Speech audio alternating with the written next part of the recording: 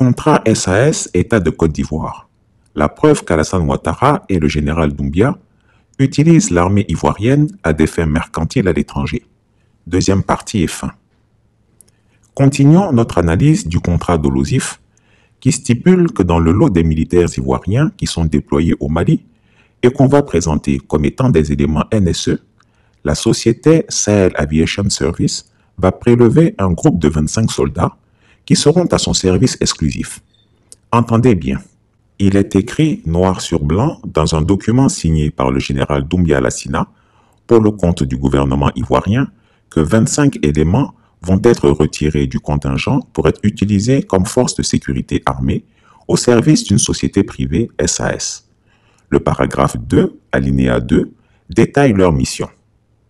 Assurer la sécurité armée et la protection de l'enceinte de SAS avec un effectif de 25 soldats opérant de jour comme de nuit, stationnaires et mobiles.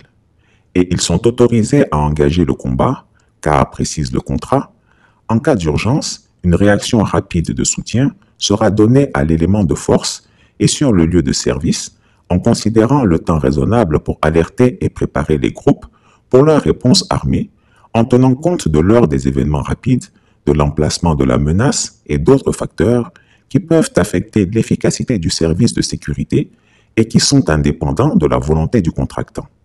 En d'autres mots, si pendant qu'un groupe de soldats fait sa patrouille et qu'ils sont confrontés à une menace, les autres membres se préparent et vont apporter une riposte armée. N'est-ce pas ce qu'on appelle faire la guerre? Les NSE ivoiriens sont donc appelés à faire la guerre pour le compte de Sahel Aviation Service. D'ailleurs, une clause du contrat dit qu'ils peuvent mourir pendant leur service et dans ce cas, SAS s'occupe uniquement de rapatrier leur corps. Paragraphe 3. Obligation de Sahel Aviation Service. Prendre en charge les frais de rapatriement en cas d'événement médical ou de décès. Dans ce volet, il y a une double irresponsabilité.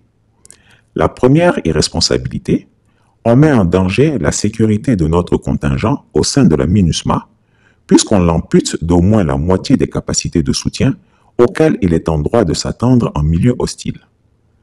Deuxième irresponsabilité, on envoie 25 soldats tenir une position loin de leur base opérationnelle de Tombouctou, sans appui en cas d'attaque complexe et multiforme.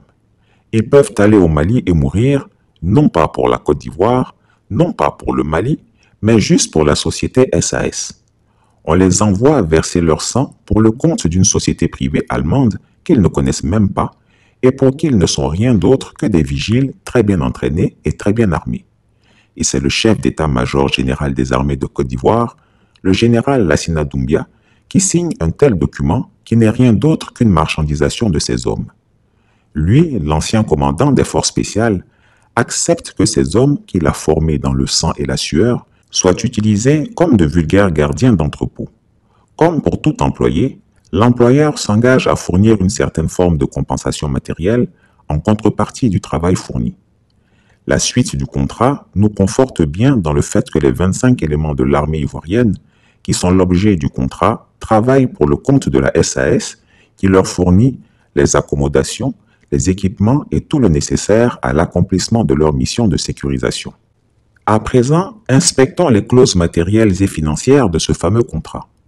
Selon le document, dont la version anglaise porte la signature et le sceau du chef d'état-major général des armées, les militaires ivoiriens recevraient que de la part de la SAS un véhicule protégé pour leur patrouille, 3 repas par jour, des installations pour manger, dormir, se divertir, une prime journalière de 1,5 $ américain, soit environ 1000 francs CFA, une prime mensuelle de 1200 $ américains, soit un peu moins de 800 000 francs CFA par soldat, qui sera versée à la fin de la mission. L'armement, les munitions, les tenues, le pactage de combat sont fournis par la Côte d'Ivoire.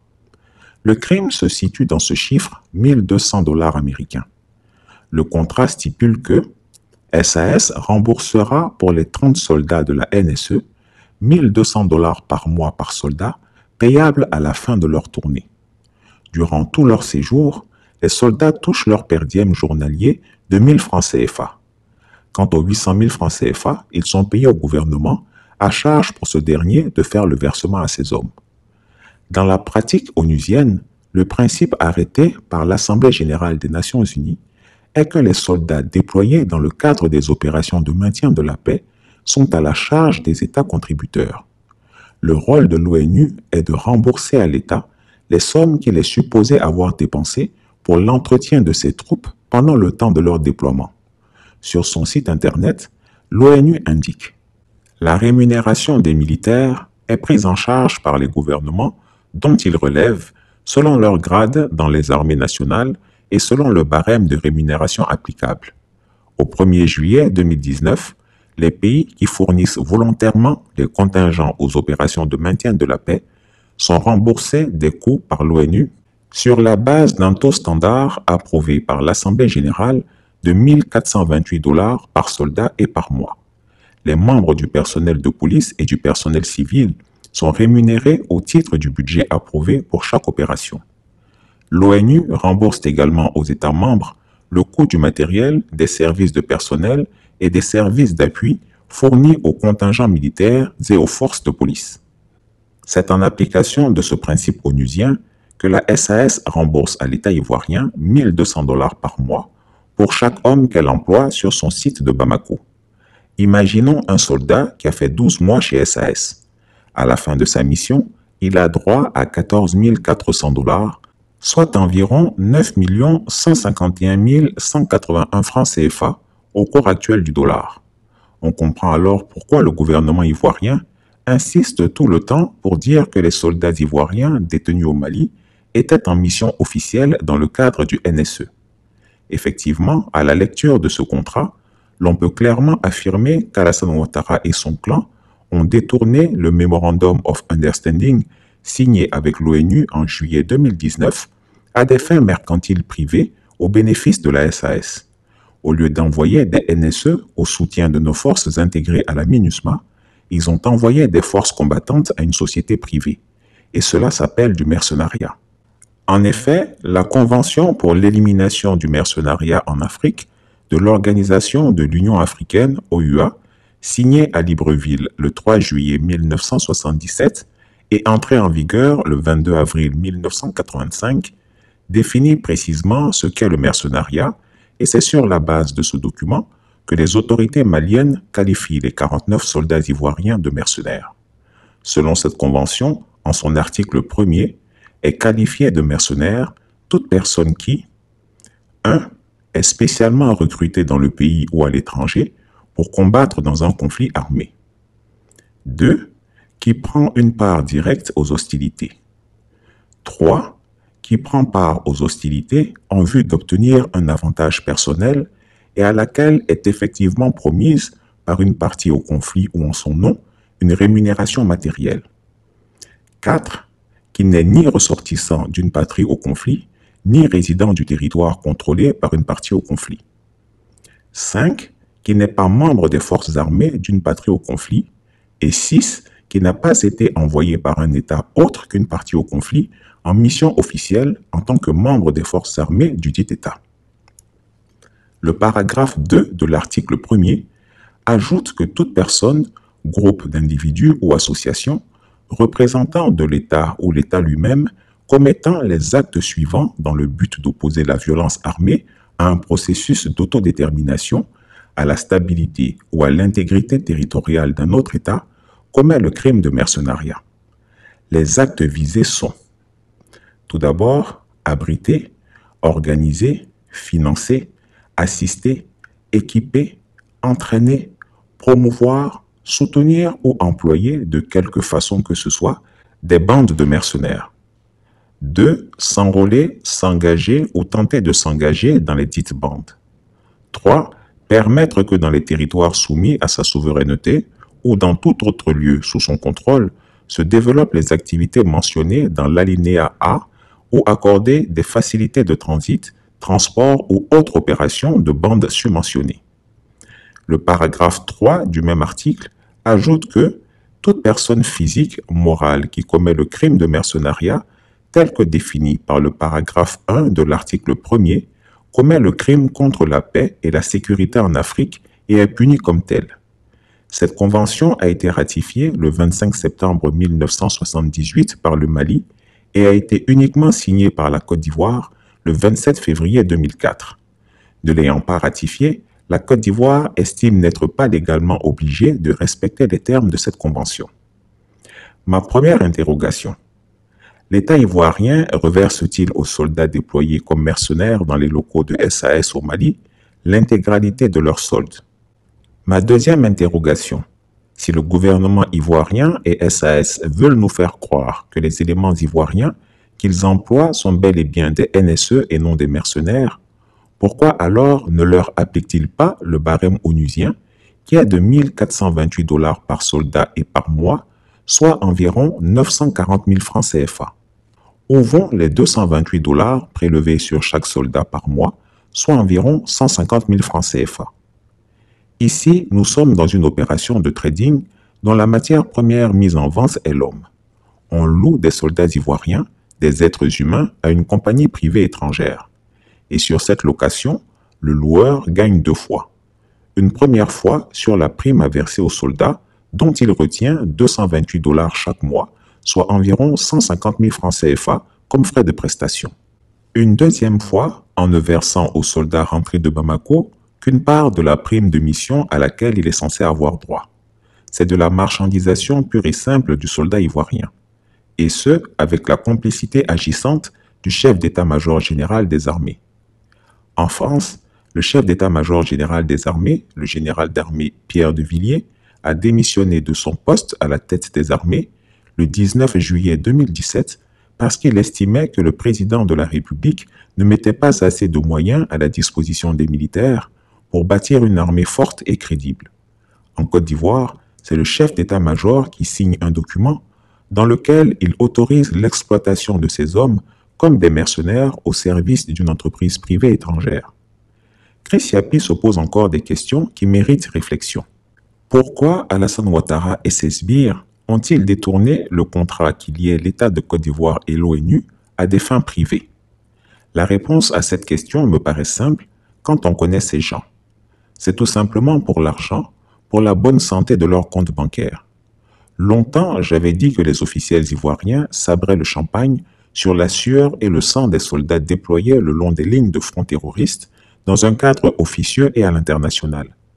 Eh bien, le document de la SAS vient de le prouver de façon indiscutable. Pendant que ces jeunes hommes et ces jeunes femmes étaient à la merci des balles terroristes, à Abidjan, les gourous du régime se sucraient sur leur dos. Si c'était l'ONU qui les employait au Mali, c'est elle qui aurait été en première ligne des négociations avec les autorités maliennes pour demander leur libération. Et chacun sait que s'en prendre délibérément à un casque bleu est considéré comme un crime passible de la Cour pénale internationale. Or, dans le cas espèce, l'ONU s'en lave les mains et déclare publiquement n'être concerné en rien par la situation de nos soldats arrêtés au Mali. Amis des populations frères et sœurs, par conséquent, il n'est pas question pour nous de nous engager dans une quelconque tentative de déstabilisation. Vous dites de faire la transparence, je pense que c'est les Nations Unies qui doivent faire la transparence totale dans cette affaire. Dans un premier temps, les équipes de l'ONU, tant à New York qu'à Bamako, ont corroboré la version ivoirienne. Mais après recoupement, de nouvelles informations ont permis de dévoiler que les soldats ivoiriens n'étaient pas considérés comme des éléments nationaux de soutien des NSE par les Nations Unies. Et pour l'organisation, il s'agissait avant tout d'une affaire bilatérale. Cela a été confirmé par Farhan Fak, porte-parole des Nations Unies. Les troupes ivoiriennes n'appartiennent pas aux forces de la MINUSMA. Une requête de la Côte d'Ivoire pour déployer des éléments nationaux de soutien a été approuvée en 2019. Cependant, aucune troupe n'a été déployée sous cette convention depuis ce moment-là.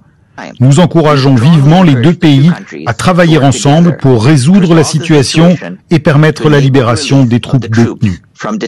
En clair, Abidjan a bien signé une convention en 2019 avec l'ONU pour pouvoir déployer ses soutiens logistiques, mais si des soldats ont été envoyés à Bamako ces 3 dernières années, eh bien cela n'a pas été organisé dans le cadre de cette convention et au final, ils n'étaient juridiquement, légalement, administrativement pas considérés comme des NSE. S'agit-il d'un simple cafouillage administratif, d'une erreur de formalisation?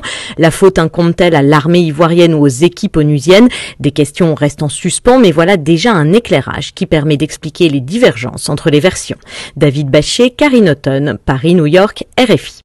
Pourquoi dans ce document, c'est la SAS qui devait, et je cite, « apporter son soutien à la Côte d'Ivoire pour obtenir les autorisations douanières et tous les documents connexes requis par les autorités maliennes, alors que le gouvernement ivoirien affirme avoir prévenu les dites autorités de la venue du contingent de soldats. » D'ailleurs, comme expliqué par le Premier ministre Choguel Maïga, les autorités ivoiriennes, au début de cette scabreuse affaire, avaient affirmé ne pas connaître ces soldats et ne pas comprendre leur présence en sol malien avant de se rétracter 48 heures plus tard.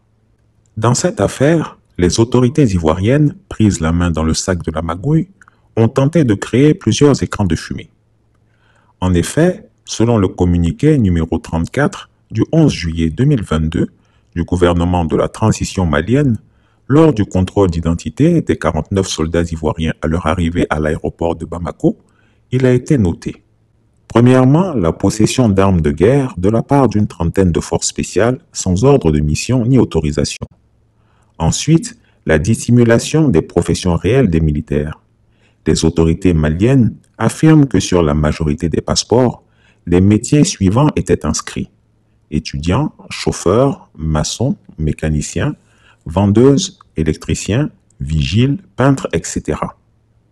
Troisièmement, après des interrogatoires, 4 versions différentes ont été avancées par les militaires ivoiriens quant aux raisons de leur visite au Mali, notamment une mission confidentielle, une rotation dans le cadre des activités de la MINUSMA, la sécurisation de la base logistique de la compagnie aérienne Sahel Aviation Service et la protection du contingent allemand de la MINUSMA. Quatrièmement, les autorités maliennes affirment avoir immédiatement contacté les autorités ivoiriennes qui, à prime abord, ont affirmé n'être pas au courant d'un tel déploiement. Enfin, également d'après le communiqué, les autorités de la MINUSMA contactées par les autorités maliennes ont au départ nié l'existence de rotation prévue au 10 juillet 2022. Pourquoi envoyer un détachement de 49 éléments quand dans le contrat SAS État de Côte d'Ivoire, on n'en demandait que 25 par rotation? Que devaient faire les 24 autres soldats au Mali, sans aucune assignation précise, à l'insu des autorités de transition? Soutien au terrorisme, à Barkhane, infiltration du territoire par des commandos ivoiriens pour déstabiliser ce pays, etc. Ce contrat spécifie que sa durée est de 12 mois, à compter du 6 juillet 2019, et cette durée pourrait être prolongée d'accord parties. Alors, à supposer que le contrat original et son renouvellement de juillet 2020 ont été faits sous feu Ahmed Bakayoko, il est évident que les renouvellements de juillet 2021 et 2022 l'ont été par son successeur, en l'occurrence Téné Birahima Ouattara dit la Fiole. Dans ces conditions, comment l'État de Côte d'Ivoire peut-il prétendre ne pas être informé de cette affaire dans un premier temps, avant d'affirmer par la suite que les 49 soldats étaient en mission onusienne? C'est donc une affaire de gros sous pour laquelle ni l'ONU, ni la MINUSMA, ni les autorités maliennes n'ont été informées. Puis, le contrat de SAS avec l'État malien était arrivé à échéance en 2020 et n'a jamais été renouvelé par les dites autorités. Et la société allemande SAS, son contrat a pris fin depuis 2020. C'est-à-dire qu'on est dans un pays où chacun fait ce qu'il veut, quoi. Il n'y a pas de rigueur dans la gestion de l'État. Or, maintenant, on a décidé de plus en plus d'occuper tous les espaces laissés en jachère comme ça, parce qu'on est un pays sous tutelle. Et c'est elle qui, son contrat n'a pas été renouvelé, n'a pas demandé de renouveler. Pourtant, ce business lucratif a continué à l'insu des autorités maliennes et de l'ONU, et ce jusqu'au 10 juillet 2022.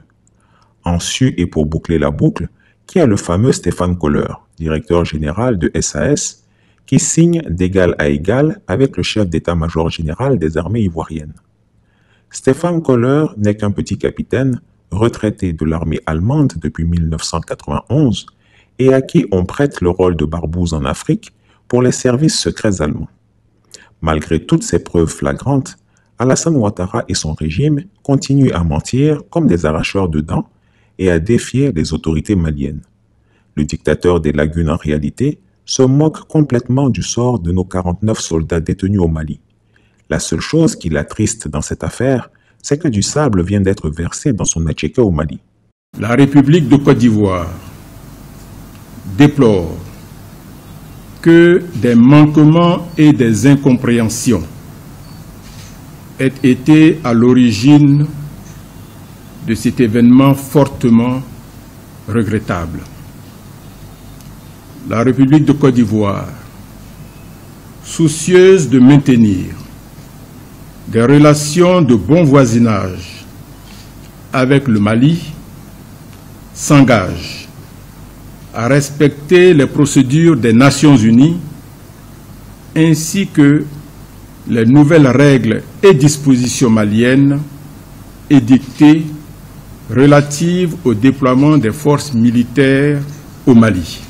Afin d'aplanir les divergences existantes et de contribuer ainsi à la préservation de la paix et de la stabilité dans la sous-région, la République de Côte d'Ivoire s'engage à poursuivre de manière transparente et constructive avec le Mali les échanges et les discussions sur tous les sujets d'intérêt commun.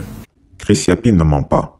Retrouvez Chris Yapi sur son nouveau compte Twitter, ses 2 chaînes YouTube, sa chaîne Dailymotion, Instagram et Mediapart.